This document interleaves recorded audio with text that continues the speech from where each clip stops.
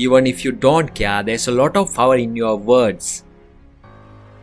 I ask you a question. How good is your usage of words? Do you use words that are good for you, or are you accustomed to the words that people in society often utter?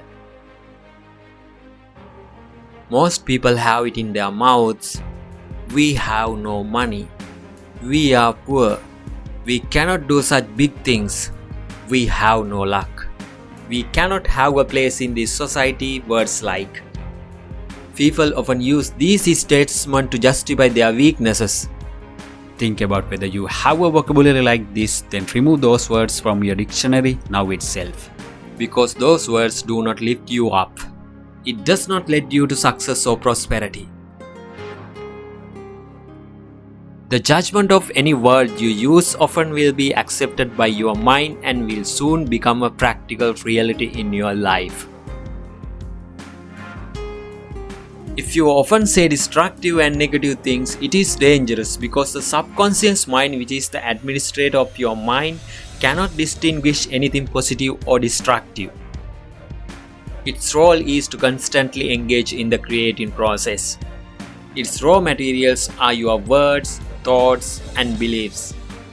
Whether they are positive or negative, our mind works to create the result according to its shapes. Its function is to create. I have talked about the power of mind in a previous video. You can watch it again. The power of words is a great resource that God has given you. You can use your words to bless or execrate someone, to heal as well as to be sick, to gain wealth as well as to become poor. The power of words is limitless. Never use your words against yourself. Never say anything that reads about your limitations, inconsistencies, or bad times. No matter how bad the situation is, do not say words like I can't, I failed, I have no way to pay these bills, I have no way to forward. Instead, fill the mind with the beautiful words of this world and wash the filth of your mind. From this moment onward, speak the words that bring you healing, blessing, and prosperity.